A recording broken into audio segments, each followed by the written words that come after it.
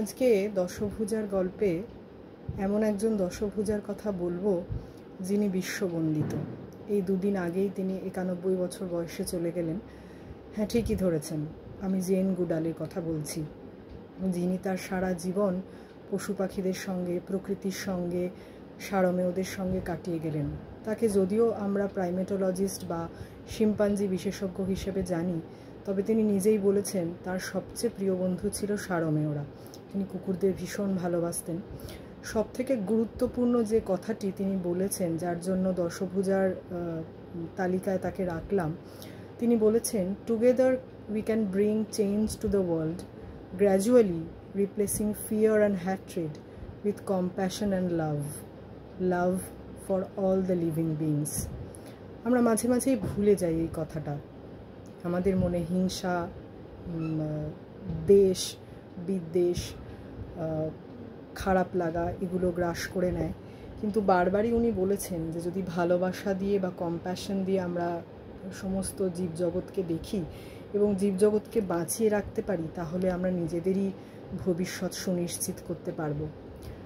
1960 সালে 25 বছরের তরুণী জেন গুডাল সাহস ও কৌতূহল নিয়ে ইংল্যান্ড থেকে পাড়ি দিয়েছিলেন তানজানিয়া, শিম্পাঞ্জিদের পর্যবেক্ষণ করবেন বলে। জেনে থাকার জায়গা ছিল খুবই সাধারণ। জঙ্গলের মধ্যে তিনি থাকতেন, দিনের পর দিন চুপচাপ বসে থাকতেন গাছের আড়ালে, ঝোপের ভিতরে, শুধু একটা নোটবুক নিয়ে।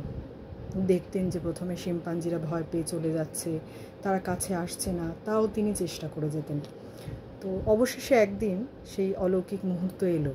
শিম্পাঞ্জি ডেভিড গ্রেবিয়ার, যাকে জেন পরে নিজের পরম বন্ধু বলেছিলেন, প্রথম বন্ধু বলেছিলেন, তার কাছে আসা শুরু করলো। ধীরে ধীরে খাবার গ্রহণ করলো, তারপর বসে থাকতে দিল। এভাবেই মানুষের সঙ্গে, জেনের সঙ্গে প্রাণীদের বন্ধুত্ব তৈরি হলো। আর এক শিম্পাঞ্জি ফ্লো, একজন স্নেহশীলা মা, তার সন্তানের প্রতি যত্নশীল আচরণ দেখে জেন বুঝলেন শুধু মানুষরাই যে সন্তানদের স্নেহ দিয়ে প্রতিপালন করে তা নয়, শিম্পাঞ্জিরাও বা অন্যান্য প্রাণী জগতের মধ্যেও এই সন্তান বাৎসল্য একটি মূল জীবনী শক্তি।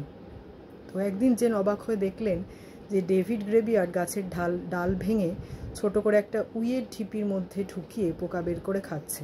তখন তিনি বুঝতে পারলেন মানুষের মতো তারাও কিন্তু যন্ত্র ব্যবহার করতে জানে। তো সেই জঙ্গলে বসে শুধু যে গুডল শিম্পাঞ্জিদের জীবন আবিষ্কার করেছিলেন তা নয়, আবিষ্কার করেছিলেন মানুষের সঙ্গে প্রকৃতির এক অদৃশ্য বন্ধন আছে। তো দীর্ঘ 90 বছর তিনি বিভিন্ন প্রাইমেটদের নিয়ে কাজ করেছেন, তাদের রেস্কিউ সেন্টারে কাজ করেছেন, সারা বিশ্বে উনি বক্তৃতা দিয়েছেন। এবং একটি বক্তৃতার ক্লিপিংস সেদিন দেখছিলাম, বিভিন্ন ভাষায় মানুষেরা গুড মর্নিং বলে বা সুপ্রভাত বলে, উনি শিম্পাঞ্জিদের ভাষায় সুপ্রভাত বলে শোনালেন। তো এতটাই উনি পরিবেশকে, প্রাণীদের এবং জন্তু জানোয়ারদের ভালোবাসতেন এবং মনে করতেন যে তাদের উপস্থিতিটাও মানুষের উপস্থিতির মতোই কাম্য। পুজো শেষ, মন সকলেরই ভারাক্রান্ত।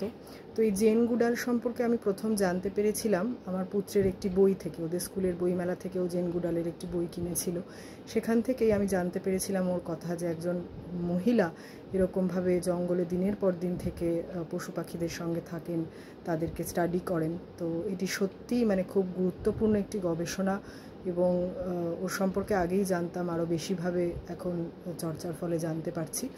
তো আমার দশভুজা সিরিজ এখানে শেষ হলো। পুজোর মধ্যেই এই সিরিজটি আমি করেছিলাম। তো সকলেরই কেমন লাগলো আমাকে জানাবেন। আবার পরের ভিডিওতে আসব নতুন কোনো বিষয় নিয়ে, নতুন কোনো কথা নিয়ে, নতুন কথা জানাতে এবং জানতে।